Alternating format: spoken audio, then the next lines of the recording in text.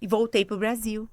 As emissoras portas fechadas, mesmo com currículo, inglês, experiência, nada. O que que eu fui fazer? Eu precisava pagar as contas, eu precisava sobreviver.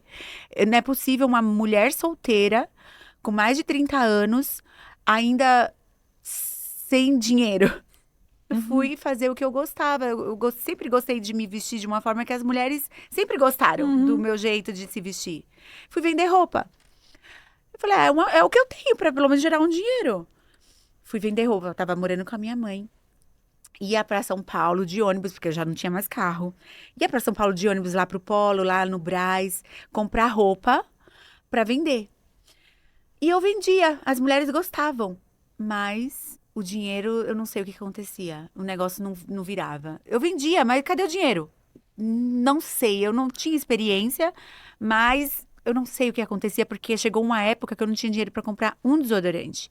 Eu fiquei fedida mesmo, fiquei mais de um mês fedida, Meu Deus. porque eu não tinha dinheiro para comprar um desodorante, sabe? E ali chegou um tempo que eu falei assim, se é para viver assim, eu prefiro ir embora. Eu não quero mais viver. Eu não tinha ânimo mais para acordar, para levantar. Era uma cara de tristeza. Eu tentava postar as roupas, mas o meu olhar, eu olhei umas fotos antigas esses dias. Olha o meu olhar. O olhar da gente denuncia o que a gente É. está vivendo aqui dentro. Olha o que eu transmiti. É claro que as pessoas não iam se encantar pela minha roupa. Ou as pessoas que compravam, é claro que elas não voltavam a comprar, porque eu não estava entregando o meu melhor, eu não estava entregando algo bom, eu não estava entregando um propósito, sabe? Eu estava entregando um desespero. E as pessoas sentem, né? O que a gente vive aqui dentro Sim. fala mais alto. E eu vivi uma fase muito difícil esse Meu tempo. Deus. Foi mais de um ano vivendo numa profunda escassez. E até assim, minha mãe me ajudou muito, mas a pessoa perde a credibilidade. Você perde, as pessoas não te admiram Não mais. acreditam mais. Você fala assim, e aí? O que que é? Você é mãe, tá solteira, no que seu trabalho e cadê ajudar aqui em casa? Tipo, né? Você precisa mostrar alguma coisa. E eu me sentia As extremamente pessoas querem humilhada. resultado, né? Querem resultado. As pessoas querem o teu resultado, sabe? E por mais que você esteja enfrentando uma Sim. luta, ninguém quer saber. E eu sou muito grata à minha mãe, não tô criticando ela, Claro, eu entendo. mas eu entendo ela. Uhum. Eu entendo ela. Ela queria ver meu resultado, ela queria ver que a filha dela Sim. podia mais. Lutou tanto, né? Lutou tanto, ela É, lutou tanto por é, é. nós, né? E aí eu comecei a entender que eu precisava mudar, mas eu não tinha forças ainda, eu não sabia o que fazer. E nesse tempo, Lu, como a gente não tá bem, a gente atrai também gente que não É. é legal. E nesse tempo eu trouxe para minha vida dois homens. O primeiro, além de me trair com outras mulheres, eu não sabia, fiquei sabendo depois. Ele era essa pessoa que quando eu chegava com as roupas lá do Brás, ele olhava, porque ele era morador do condomínio, né, da minha mãe. Ele olhava e falava assim: Olha lá, a sacoleira vindo de novo aí com as coisas. E ele dava risada de mim e me chamava Meu Deus. de gorda. Era uma pessoa que me humilhava e eu achava que era aquilo que tinha pra minha vida. Eu achava que aquele tipo de relacionamento era o que eu merecia, pelo fato de ter passado por situações que É dependência emocional, uma né? dependência. E eu fiquei com esse rapaz por uns meses. Depois eu descobri que ele não me traía só com outras mulheres, mas me traía com garotas de programa. Imagina a carga que ele trouxe pra minha vida também. Eu já estava ruim, tendo relações sexuais íntimas com uma pessoa como essa, atraía mais coisa ruim pra minha vida. E depois dele ainda tive outro rapaz que também, enfim, falou que era solteiro e não era nada de solteiro. E aí foi quando eu falei: chega, chega. Eu prefiro ficar sozinha.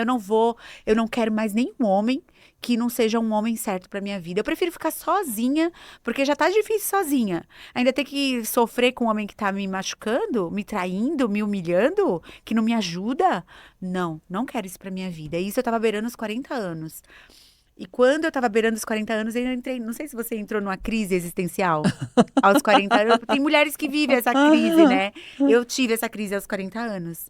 Eu não sabia quem eu era, pra onde eu ia, o que que eu vim fazer aqui, que não era possível, que era só mãe.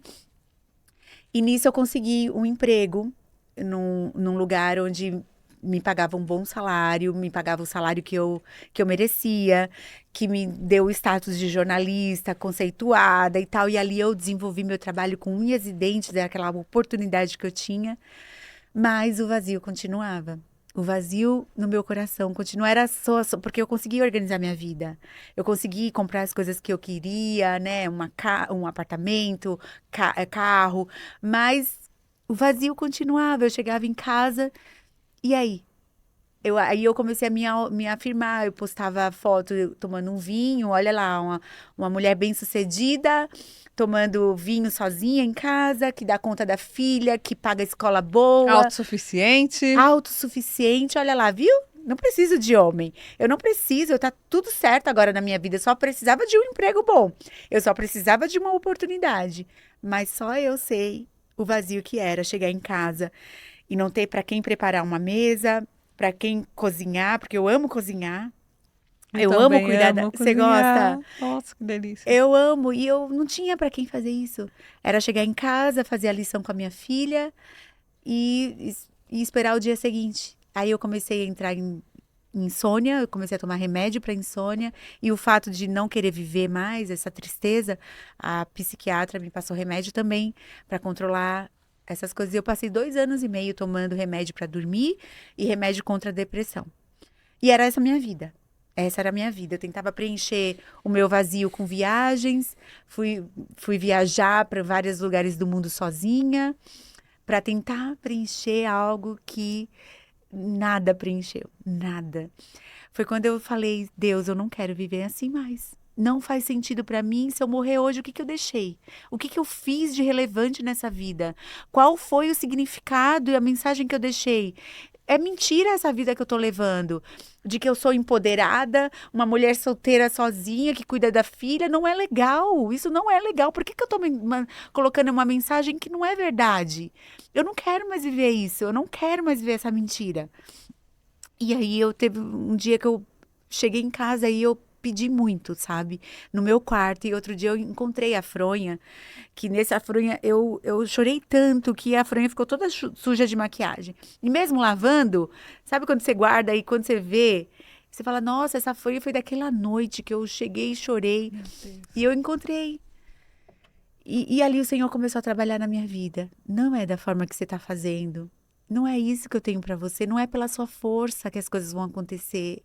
Você já tentou de tudo, você viu que não deu certo. Deixa eu cuidar de você. Eu entendi que Deus queria cuidar de mim. E eu comecei a mudar a minha mente.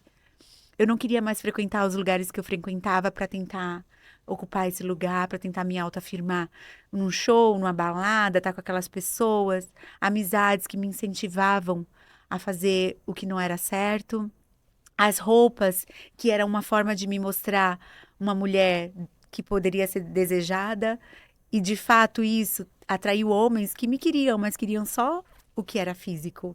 Eles não queriam o meu coração. Eles só queriam se aproveitar do Do que eu estava produto. mostrando, Usar o produto. o produto. E aquilo só me feria mais. Que eu não era isso, eu queria uma família. Eu queria viver uma família, era meu sonho, eu achava lindo. Até hoje, o meu Instagram, quando você entra ali no Explorer, é só coisa de noiva. Porque eu fico encantada de ver mulheres vestidas de noiva, porque era o meu sonho me vestir de noiva. E aí eu pedi a Deus uma mudança na minha vida e ele foi me separando.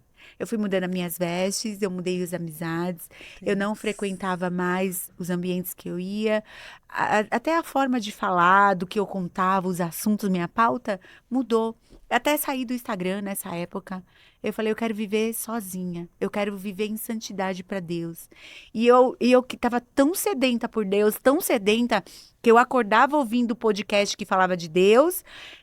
À noite eu ia para a igreja, tinha culto quase toda noite. Eu ia, saía do trabalho, ia para o culto, porque eu estava sedenta, eu queria saber mais. E cada vez que eu ouvia de Jesus e cada vez que eu ouvia mais de Deus, eu falava: é isso, por que que eu perdi tanto tempo? É isso, por que que eu fui para. Eu mesma me coloquei em tantas dores, em tantos lugares ruins. E Deus foi me moldando, me separando, e as pessoas começaram a notar essa diferença na minha vida. Aí, Lu, na madrugada do ano 22.